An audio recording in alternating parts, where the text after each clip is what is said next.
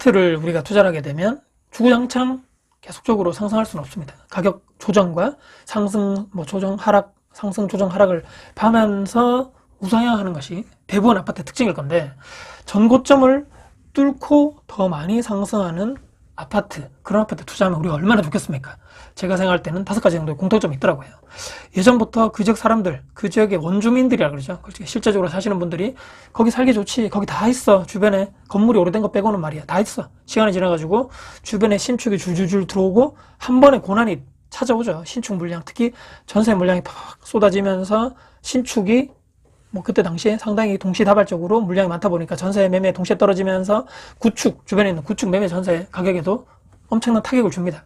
주변에 신축이 초반에 이제 낮은 전세부터 시간이 지나면서 좀 계약되면서 점점 전세 가격이 상승하죠. 매매 물량도 많이 없어지고, 거의 없어지고, 길게는 반년에서 1년 정도만 지나가다 보면 싹 정리되죠. 그래서 보통 2년 정도 한 번에 전세가 터닝하고 매매 전세가 쭉쭉쭉 치고 신축이 올라가고, 분양가 이상의 2배는 2배, 3배 이상의 가격 자체가 매매가가 형성되죠. 그래서 여기에서 빠졌던 그 주변에 있었던 구축 아파트, 여기에 공통점을 갖고 있는 아파트, 다시 가격을 회복하면서 그 전에 전고점을 뚫고 상승하는 아파트 5가지, 제가 한번 그때 왜 가격이 하락할 수밖에 없었는지에 대해서 제가 한번 간략하게 말씀드려봤고, 5가지 제가 생각할 때는 이런 아파트를 사셔야지만 그 고난의 시기를 뚫고 전고점을 회복하더라. 첫 번째는 대단지 최소 1000세대 이상, 지방에 1000세대, 1500, 2000세대 되는 아파트들도 각 지방에 있거든요. 핵심은요, 그 1000세대가 그 면적 자체 있죠. 공급 면적 자체가 20평대, 30평대, 40, 50, 많게는 60평대에 엄청나게 그 다양한 평수가 많은 것이 좋더라.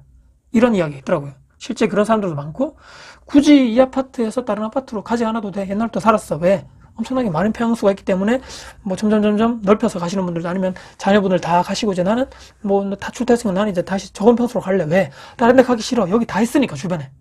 이렇게 하시는 분들 상당히 많아야 된다. 그런 데가 제가 투자를 해보니까 계속적으로 가격 자체가 무너지지 않고, 이렇게 전세 가격 자체도 그때 빠질 때도 어느 정도 되면서 계속적으로 실거주 사람들이 수요가 많다 보니까 다시 올라가더라. 첫 번째 제가 말씀드리는 그런 공통점이고, 2번째는요, 초품화 또는 학업 관련된 얘기입니다. 학교 또는 성취도 평가가 상위권의 중학교가 주변에 있는 위치, 조금 중학교는 초품화 정도의 단지 안에 없어도 되는데 걸어서가 되죠. 요즘에 버스 같은 거 교통편도 있기 때문에 그쪽에 배정받는 위치면 된다는 아파트 자체가, 당연히 해당 지역에 있는 핵심 학원과 지역의 한 곳에 위치하면 좋습니다.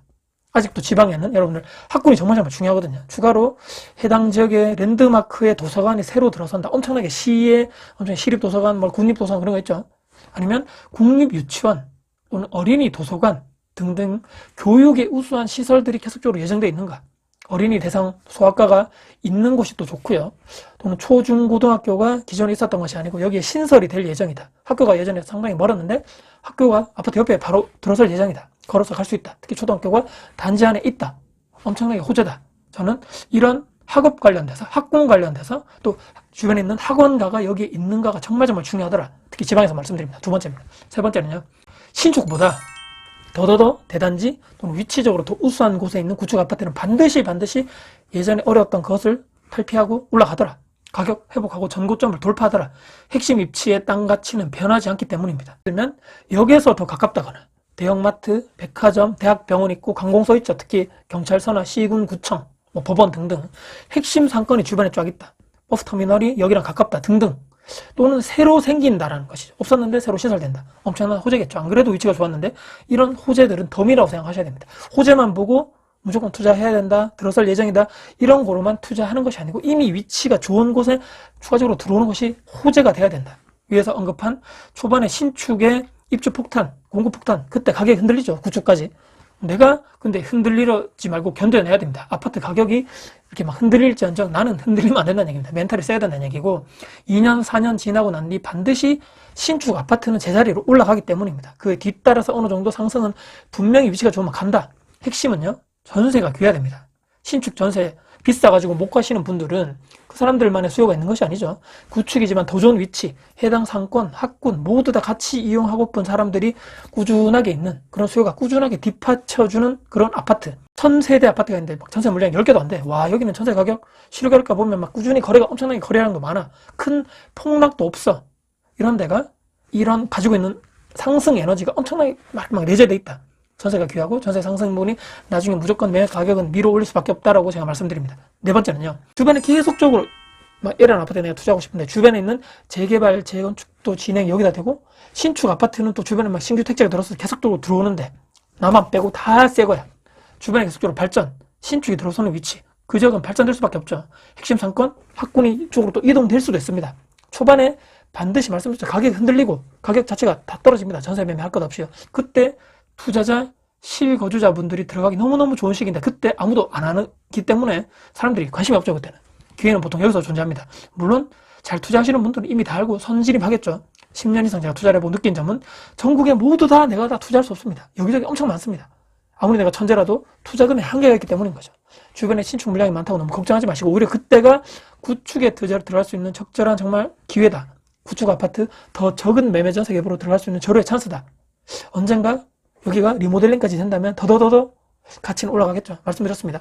주변에 있는 전부 다 막 재개발 재건축 진행되고 나는 구축이고 신규 아파트 들어오는 위치인데 나만 여기 있는데 구축인데 나만 나중에 소외받지 않을까. 아니요. 이 위치 입지 자체가 워낙 좋으면 가치 동반 뒤늦게 상승한다 말씀드립니다. 다섯 번째는요. 핵심입니다. 장기 보유만이 답입니다. 장기 보유. 오래 감고 있으니까 그 열매를 내가 먹더라. 신축 때문에 가격이 흔들려. 구축 끝났다. 빨리 여기 지금 아니면 다 죽는다. 빨리 팔고 딴 데 나가자. 갈아타야 된다. 조금 올라가지고 아니면 조금 더 떨어질까봐 팔고 나가자.